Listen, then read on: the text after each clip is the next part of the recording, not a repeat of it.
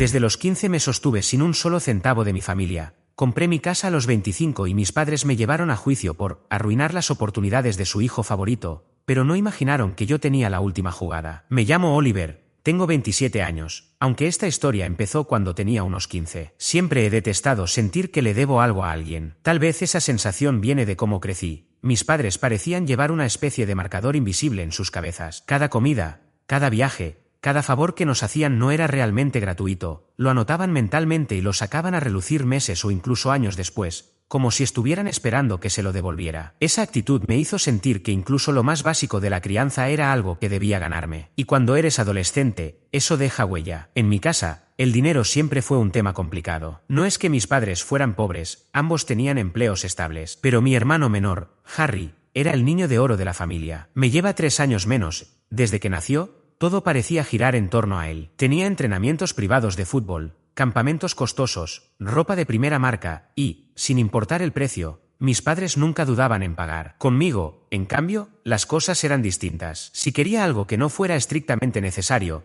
la respuesta era siempre la misma: no lo necesitas o búscate un trabajo y cómpralo tú. Así que lo hice. A los 15, mientras Harry pasaba los fines de semana en torneos o saliendo con sus amigos, yo trabajaba limpiando mesas en una cafetería. No era glamuroso, pero me daba mi propio dinero y, más importante, independencia. Ese trabajo llevó a otros, y cuando terminé la secundaria ya tenía ahorros. No era una fortuna, pero sí lo suficiente para costearme la universidad comunitaria sin pedirles ni un centavo. Recuerdo que, cuando se lo comenté a mi padre, hizo una observación sarcástica, insinuando que me creía mejor que los demás por no necesitar su ayuda. Yo me reí en ese momento, sin imaginar lo que vendría. En la universidad, la distancia con mi familia se hizo más evidente. Mientras yo me partía el lomo con 2 empleos de medio tiempo y las clases, Harry se buscaba a sí mismo, lo que en su caso significaba dejar la universidad después de un semestre y pasar los siguientes años saltando de un trabajo a otro, renunciando en cuanto el jefe no le caía bien. Mis padres siempre tenían una excusa para él: está encontrando su camino,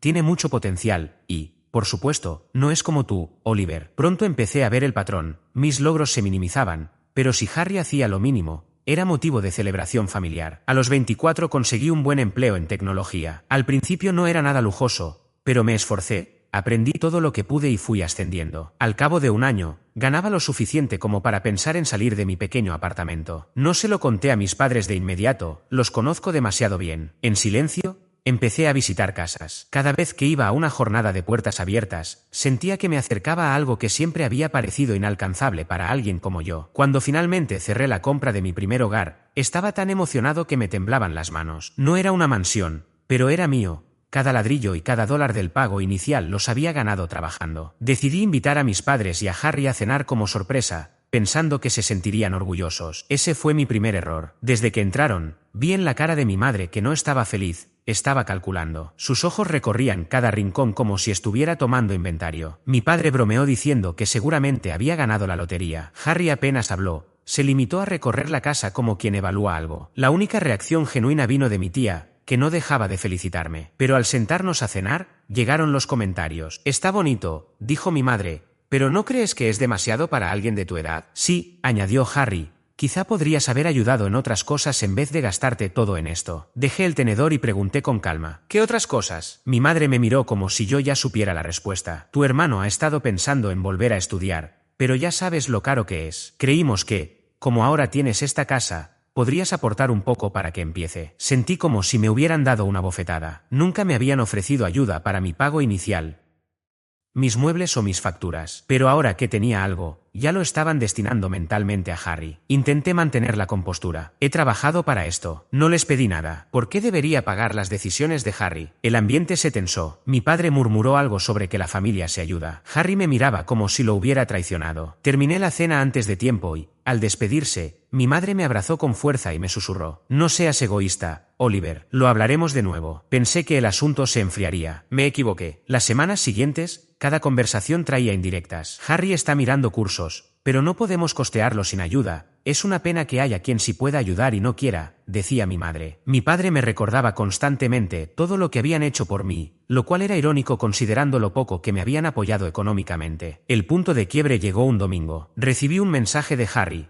tenemos que hablar. Ven. Supuse que quería disculparse o al menos explicarse. Cuando llegué, mis padres estaban sentados con él en la mesa de la cocina, rodeados de folletos universitarios, hojas con el desglose de matrículas y un plan sobre cuánto debía aportar yo a su educación durante los próximos 4 años. Me eché a reír. ¿En serio han hecho un plan de pagos para mí? ¿Para mi hermano? Pregunté. No es una broma, Oliver, dijo mi madre con seriedad. Es su futuro. Si te importa la familia, lo harás. Harry, sin un atisbo de vergüenza, añadió. No es que no tengas el dinero. Compraste una casa entera. ¿Por qué deberías tenerlo todo mientras yo estoy aquí estancado? Ese día algo dentro de mí se rompió. Me levanté, les dije que no daría ni un centavo y me marché. Creí que se enfadarían por un tiempo y ya, pero no imaginé lo que harían después. 2 semanas más tarde, recibí una carta de un abogado. Al leerla, me temblaron las manos, pero no de emoción, sino de rabia. Tuve que repasarla una docena de veces antes de asimilarlo. Mis propios padres me estaban demandando. La acusación: privar deliberadamente a un miembro dependiente de la familia de oportunidades necesarias. El dependiente era Harry. Lo planteaban como si mi negativa a pagar su segunda matrícula universitaria fuera equivalente a quitarle dinero ya suyo. Pedían un acuerdo económico, curiosamente por una cantidad muy parecida al total de la matrícula que me habían mostrado en la cocina. Incluso mencionaban supuestos daños emocionales que Harry había sufrido por presumir yo de mi éxito. Recuerdo estar sentado en la mesa del comedor, con una taza de café ya fría entre las manos, preguntándome cómo era posible que estuvieran dispuestos a llegar tan lejos. Me repetía una y otra vez: no puede ser real, seguramente no se atreverán a hacerlo. Pero lo hicieron. En cuestión de días, mi madre comenzó a llamarme todos los días. A veces su tono estaba cargado de culpa, otras veces de enojo. Un día me decía: Oliver, estás destrozando a esta familia. ¿De verdad vale la pena perderlo todo por un poco de generosidad? Al día siguiente, cambiaba el discurso: tu hermano está destrozado. Siente que quieres verlo fracasar. En algunas llamadas incluso lloraba en silencio durante minutos, sin decir palabra, buscando que yo me sintiera el responsable de su dolor. Mientras tanto, Harry intensificaba su actitud de víctima. Publicaba indirectas en redes sociales, frases como: algunas personas solo piensan en sí mismas, aunque arruinen la vida de otros, acompañadas de emojis tristes y frases inspiradoras sobre la lealtad familiar. Sus amigos y parte de la familia, sin conocer la historia completa, comentaban: qué injusto, lamento que estés pasando por esto. Él parecía disfrutar de esa pequeña puesta en escena de autocompasión. No pasó mucho para que notara cómo mis padres estaban distorsionando la historia con otros parientes. En el cumpleaños de una prima, mi tía me dijo en privado: ojalá tú y Harry pudieran arreglar las cosas. Desde que compraste esa casa, él no levanta cabeza. Me quedé confundido y le pregunté qué quería decir. Ella respondió que mis padres le habían contado que yo me había negado a ayudar a mi hermano a pesar de haber ganado tanto dinero. No mencionaron que llevaba independizado desde mi adolescencia ni que Harry había desperdiciado oportunidades una y otra vez. Comencé a temer cada reunión familiar. En un almuerzo de domingo en casa de mi abuela, escuché a mi padre decirle a un vecino: Oliver se ha vuelto demasiado engreído y ha olvidado de dónde viene. Intenté ignorarlo, pero no fue fácil. Ya no solo me pintaban como el villano, también estaban borrando todo mi esfuerzo. Años de trabajo, sacrificios, horas extra, nada contaba. Lo único que parecía importarles era que no me sometía a su voluntad. Una noche, Harry apareció en mi casa sin avisar. Ni siquiera llamó, simplemente estuvo tocando el timbre hasta que abrí. Tenía una expresión de suficiencia, como si hubiera estado ensayando lo que iba a decir. «Sabes que vas a perder, ¿verdad?», dijo con desdén. «Mamá y papá tienen al abogado y toda la familia de su lado. Será más fácil si pagas ahora y evitas la humillación». No podía creer su arrogancia. Le pedí que se marchara, pero al no moverse, salí y cerré la puerta detrás de mí. Nos quedamos en el porche, él con esa media sonrisa y yo intentando mantener la calma. «Harry, no tienes derecho a mi dinero. Has tenido muchas oportunidades y las has desperdiciado. Esto es tu responsabilidad, no la mía». Entonces me soltó una frase que me quedó grabada. «Tú estás donde estás porque lo tuviste más fácil que yo. Mamá y papá fueron más duros conmigo. Yo también merezco una oportunidad justa». ¿Más fácil? Me quedé mirándolo, incrédulo. Finalmente respondí: «Si crees que mi vida fue fácil, es porque no estabas prestando atención». Entré de nuevo y cerré con llave. A partir de esa noche, mis padres dejaron de llamarme directamente. En lugar de eso, empezaron a usar a otros como mensajeros: tíos, primos, incluso mi abuela. Recibía mensajes como: «Cariño,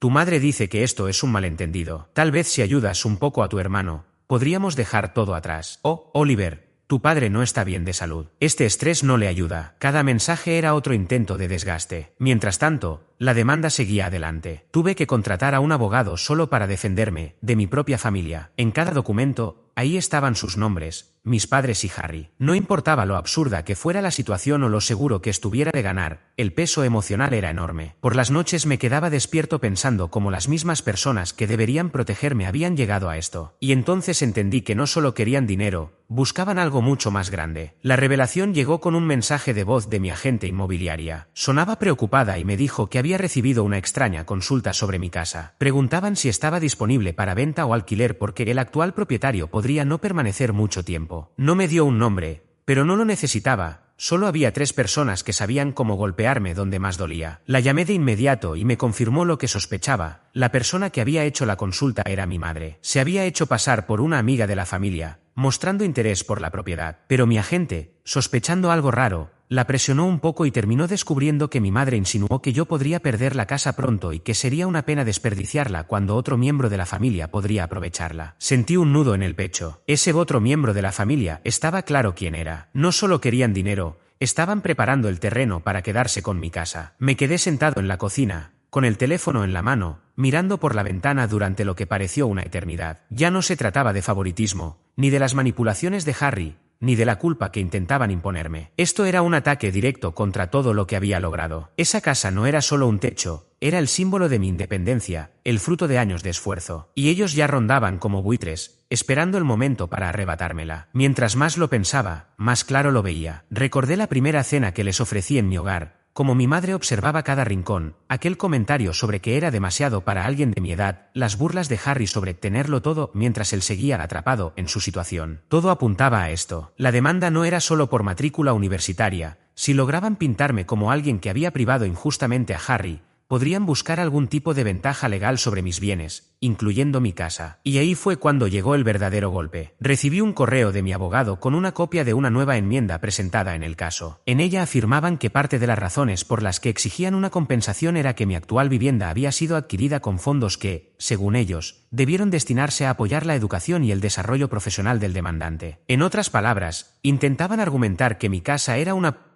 prueba de mi egoísmo y de una supuesta mala administración de recursos. Ya no se trataba de insinuaciones, ahora lo ponían por escrito en un documento legal. Esa misma noche llamé a mi madre. No tenía preparado un discurso, solo necesitaba escuchar su voz y comprender cómo podía justificar algo así. Contestó tras unos tonos, con una voz dulcemente fingida, como si nada estuviera ocurriendo. Oliver, justo le estaba diciendo a tu tía lo orgullosa que estoy de ti. Basta, mamá. Le respondí con la voz temblando. ¿Por qué llamaste a mi agente inmobiliario? Hubo una breve pausa. Luego suspiró, sin titubear. Solo estaba cuidando de la familia. Si las cosas no salen como esperas en el juicio, sería mejor que la casa quedara en manos de alguien de la familia en lugar de extraños. Ya sabes que Harry la cuidaría bien. Sentí como se me tensaba la mandíbula. O sea, que ya estás planeando que pierda mi casa antes incluso de que termine el proceso. Has decidido que soy culpable. No es cuestión de culpabilidad, Oliver. Es cuestión de hacer lo correcto por tu hermano. Él ha pasado por tanto.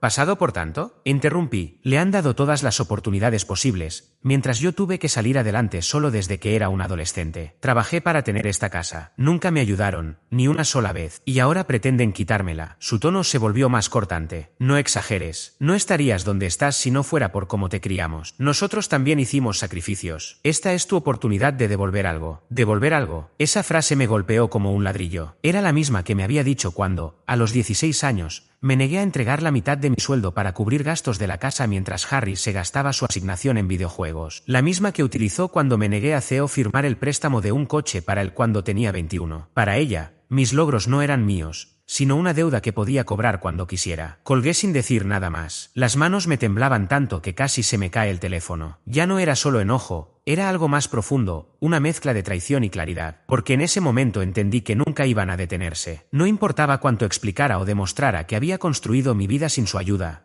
Para ellos, los fracasos de Harry eran mi responsabilidad y cualquier cosa que yo tuviera estaba a su alcance. La única justicia que reconocían era aquella en la que Harry saliera ganando, aunque para ello tuvieran que destruirme por completo. La semana siguiente las cosas empeoraron. Un amigo en común me contó que Harry había estado presumiendo ante sus amigos que pronto la casa sería suya. Uno le preguntó si yo la estaba vendiendo, y él, con una sonrisa, dijo, no exactamente. Digamos que mamá y papá se están encargando. Aquello me rompió algo por dentro. Llevaba años tolerando comentarios hirientes, dejando que despreciaran mis logros para no generar conflictos. Pero ahora estaban intentando arrebatarme lo único que representaba todos esos años de esfuerzo, las noches sin descanso, los sacrificios que nadie más creyó necesarios para un futuro que solo yo imaginaba. Fue entonces cuando tomé una decisión: si querían una guerra, la tendrían. Pero no jugaría a su manera. Me aseguraría de que, cuando respondiera, lamentaran haber pensado que podían quedarse con lo que era mío. Las semanas siguientes fueron como caminar sobre arenas movedizas. Cada día traía un nuevo golpe, otro recordatorio de que mi propia familia se había convertido en mi enemiga. Mi abogado hacía lo posible, pero cada escrito nuevo que enviaban era como un puñetazo al estómago. El lenguaje era frío, calculado, como si hubieran borrado la figura de hijo y me hubieran convertido en un adversario anónimo al que había que derrotar en los tribunales. Dejé de dormir bien. Había noches en las que me quedaba mirando el techo durante horas, con la mente atrapada en pensamientos que giraban en bucle. ¿Y si ganaban? ¿Y si me quitaban la casa? ¿A dónde iría? ¿Qué me quedaría? Mi hogar siempre había sido mi refugio,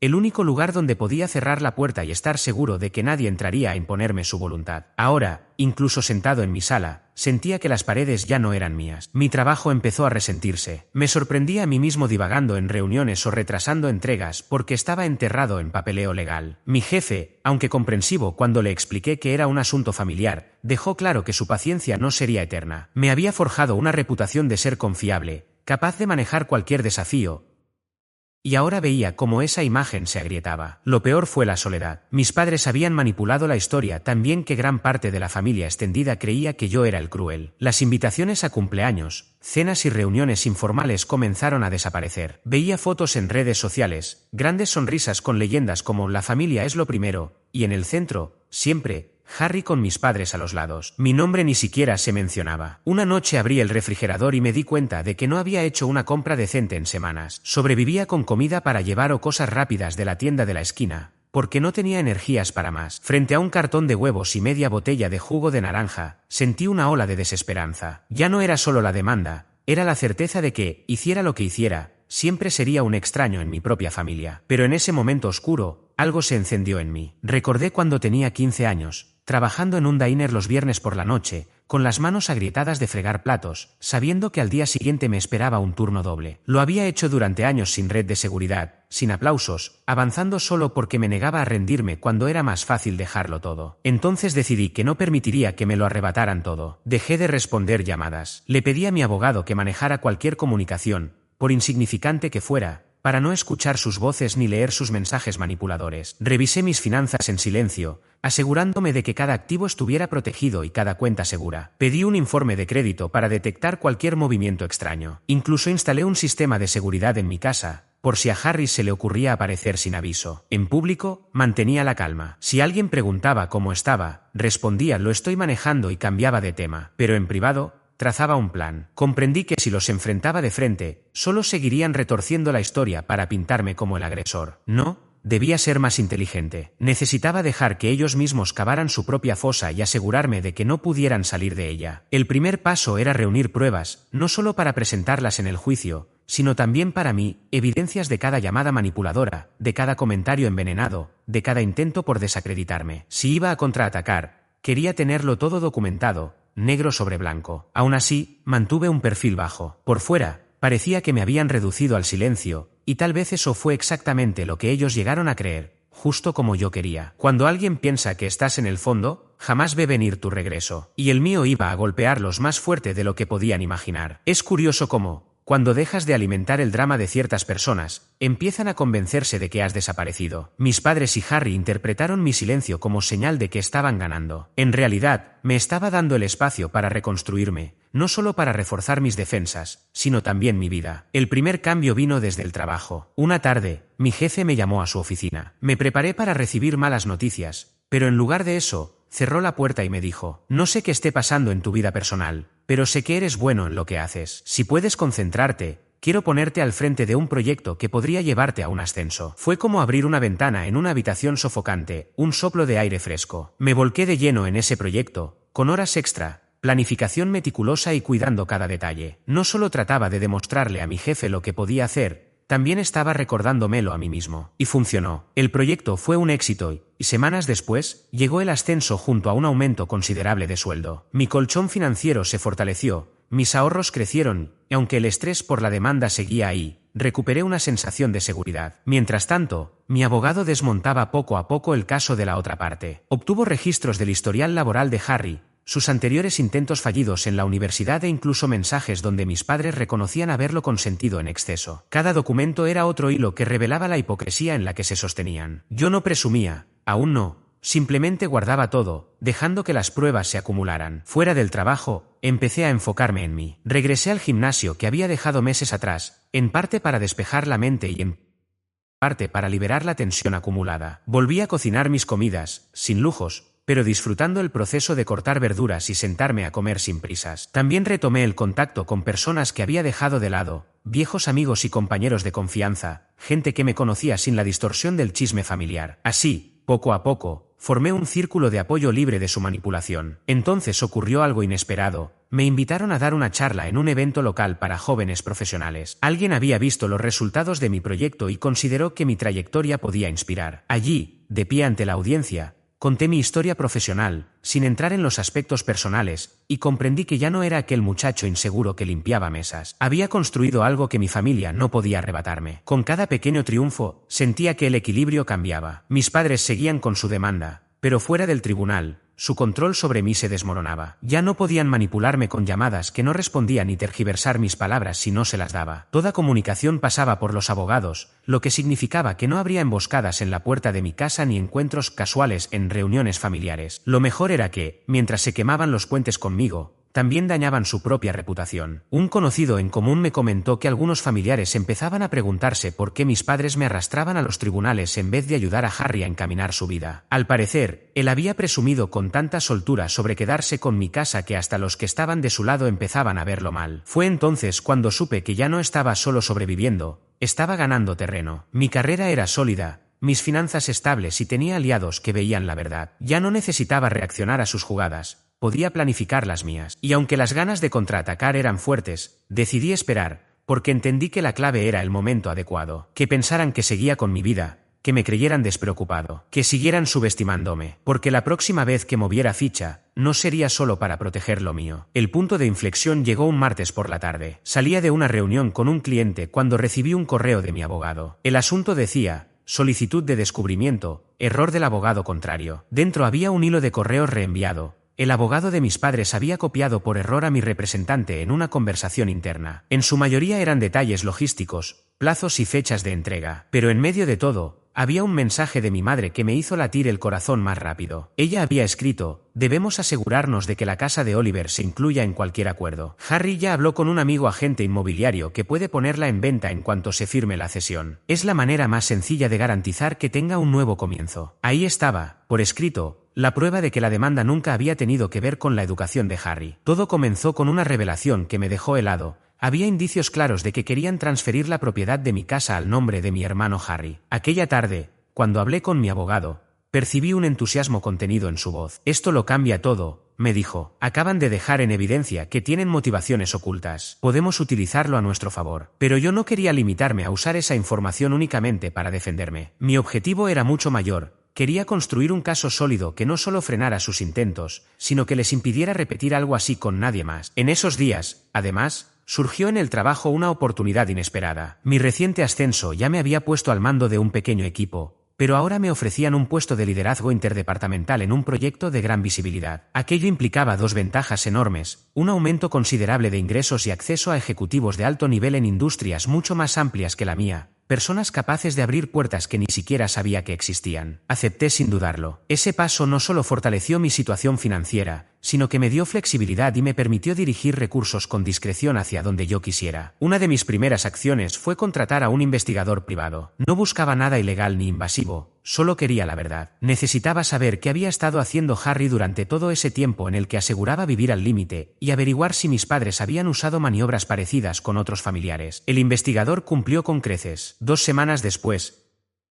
Tenía sobre mi escritorio una carpeta gruesa. Dentro había publicaciones de redes sociales de cuentas que Harry creía privadas, mostrando sus viajes, compras de electrónica de alta gama e incluso pruebas de vehículos nuevos. Todo durante los meses en los que afirmaba no tener ni para lo básico. También encontré documentos de propiedad que demostraban que, años atrás, mis padres habían intentado presionar a mi difunta tía para que les vendiera un terreno muy por debajo de su valor real. Aquello había causado una ruptura familiar de la que ya casi nadie hablaba. Con cada página que leía, el plan se volvía más claro. No bastaba con ganar el juicio, tenía que desmontar su versión de los hechos pieza por pieza, y hacerlo ante un público clave. Para ello, empecé a trabajar en silencio. Contacté a algunos familiares que habían permanecido neutrales y compartí con ellos lo justo para sembrar dudas sobre la historia que mis padres contaban. Además, preparé y ordené minuciosamente mis registros financieros, historial laboral y pruebas de que había sido independiente desde la adolescencia, todo con fechas y documentos listos para mostrarlos cuando hiciera falta. Lo mejor era que aquel correo electrónico incriminatorio no era su único error. El investigador había conseguido, de forma legal en un lugar público, una grabación donde Harry le decía a un amigo en un bar que por fin había encontrado la manera de sacar provecho de tener un hermano con dinero. El amigo le preguntó, entre risas, si yo estaba de acuerdo, y él respondió, no, hombre, papá y mamá lo están haciendo posible. En cuanto la casa sea mía, la vendo y me aseguro el futuro por años. Escuché esa grabación 3 veces seguidas. En cada reproducción sentía como una fría determinación se afianzaba dentro de mí. Creían que estaban acorralándome,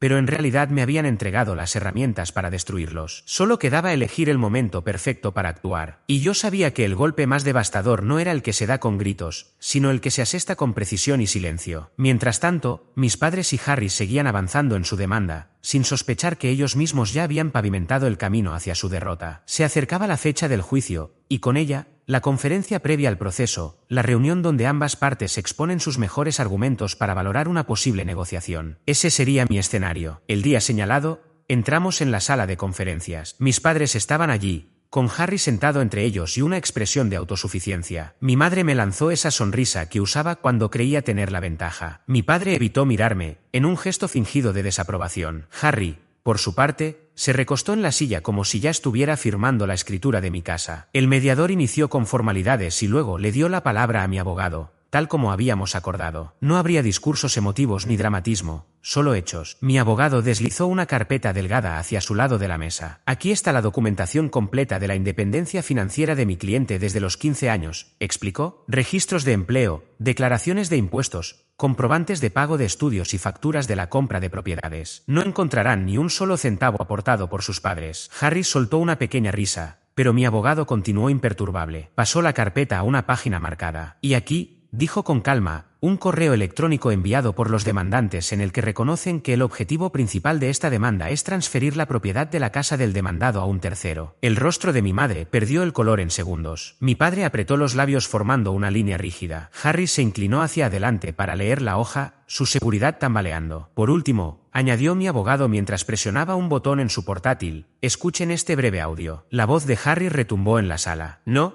tío, mamá y papá lo van a conseguir. Una vez que sea mío, venderé la casa y estaré cubierto por años. El silencio que siguió fue tan denso que hasta se escuchaba el tic-tac del reloj de pared. Mi abogado dejó que la pausa se extendiera unos segundos antes de decir, con estos hechos, creemos que el tribunal no solo desestimará la demanda, sino que también encontrará motivos para presentar una contrademanda por daños, incluyendo honorarios legales y perjuicios a la reputación. El mediador carraspeó y miró al abogado de ellos. ¿Desea responder? La mandíbula de su abogado estaba tan tensa que parecía que mascaba clavos. Se inclinó hacia mis padres y les susurró algo con urgencia. Mi madre negó rápidamente con la cabeza, sus ojos se movieron hacia mí con una expresión que se acercaba al miedo. Harry murmuró algo por lo bajo, lo suficiente para que mi padre lo fulminara con la mirada. Finalmente, el abogado se incorporó. Necesitaremos un momento para discutir esto en privado. Salieron de la sala. Yo permanecí sentado, con las manos entrelazadas, sin decir una palabra. Por dentro, sentía esa calma extraña y gratificante que llega cuando sabes que la pelea ya está ganada. 10 minutos después, regresaron con los rostros cuidadosamente inexpresivos. Estamos dispuestos a retirar la demanda, dijo el abogado con tono rígido, con cada parte cubriendo sus propios gastos legales. Mi abogado no me miró antes de responder. Inaceptable. Tenemos pruebas claras de intención maliciosa y procederemos con la contrademanda a menos que recibamos una disculpa por escrito, una retractación pública de todas las declaraciones previas contra mi cliente y el reembolso total de sus costes legales. La cabeza de Harry se giró bruscamente hacia mis padres. No vamos a... Si lo haremos, lo interrumpió mi madre, con la voz tensa. Y así, en esa sala, cedieron. No alcé la voz, no presumí, ni siquiera miré a Harry mientras se consumía en rabia. Dejé que los documentos hablaran por mí. Antes de que terminara la semana, ya tenía en mi bandeja de entrada la carta de disculpa, un intento torpe de sonar sincero, y poco después, el cheque de reembolso había sido acreditado. Pero esa no fue la verdadera venganza. El golpe más certero llegó cuando envié copias de la carta y de las pruebas incriminatorias a esos pocos familiares que me habían dado la espalda durante el último año. Sin explicaciones, solo los documentos. En cuestión de días, empezaron a llegar llamadas, no de mis padres, sino de esos mismos parientes, intentando romper el hielo y dejando claro que habían apostado por el lado equivocado. La mayoría no las respondí. Entendí que la venganza no consistía en recuperarlos, sino en que comprendieran que no los necesitaba y que sus intentos de hundirme solo me habían hecho más fuerte. Las consecuencias llegaron rápido y fueron desastrosas, aunque, por primera vez, no me tocó a mí enfrentarlas. La noticia se propagó por la familia más rápido de lo que imaginé. Mi tía, aquella que se había quedado impresionada con mi casa la primera vez que la vio, me llamó, entre indignada y sorprendida. Intentaron quitarte tu hogar a su propio hijo. No fue la única. Primos, tíos e incluso mi abuela empezaron a hablar. El grupo de chat familiar, del que me habían eliminado en silencio meses atrás, se convirtió en un campo de batalla. Las capturas de pantalla de la carta de disculpa comenzaron a circular, y cada vez que alguien intentaba defender a mis padres, otro pariente compartía una frase del correo o la grabación de Harry presumiendo. Por primera vez en mi vida, la imagen impecable que mis padres habían construido se resquebrajó públicamente. Dejaron de asistir a reuniones familiares, no por falta de invitación, sino porque no podían soportar las preguntas. Mi madre, que siempre había disfrutado ser el centro de atención, empezó a evitar las llamadas de sus propios hermanos. Mi padre, en cambio, se volvió más callado y apagado, muy lejos de aquel hombre seguro y ruidoso que solía reírse de mi independencia. Y Harry, él fue quien lo sufrió más. Sus supuestos amigos, esos con los que se jactaba de cobrar gracias a mí, comenzaron a alejarse. Sin la casa y sin el acuerdo, no tenía nada que mostrar por los meses que pasó rondando como un tiburón. Me enteré de que se había mudado de la casa de mis padres por un tiempo, pero volvió discretamente cuando se dio cuenta de que no podía pagar alquiler ni facturas. Aquella arrogancia que le vi en la conferencia previa al juicio desapareció. Ahora, cuando coincidimos en algún compromiso familiar inevitable, apenas me mira a los ojos. El cheque cubrió cada uno de mis gastos legales, pero la carta de disculpa, esa la guardé, no como trofeo, sino como recordatorio de que la verdad, tarde o temprano, derrumba cualquier fachada. No busqué reconciliación, no hubo intentos de borrar el pasado para aparentar armonía. Seguí trabajando, expandiendo mi vida y cuidando de lo que realmente importa. Mi círculo cercano permaneció intacto, mi trabajo siguió en ascenso y mi hogar, ese que intentaron arrebatarme, sigue siendo solo mío. A veces, mientras observo la entrada de mi casa al caer la tarde, pienso en todo lo que quisieron quitarme y cómo, sin proponérselo, me dieron algo más valioso, la certeza de que ya no tienen poder sobre mí. No necesitan mi voz para saberlo, basta con que miren todo lo que he construido sin ellos.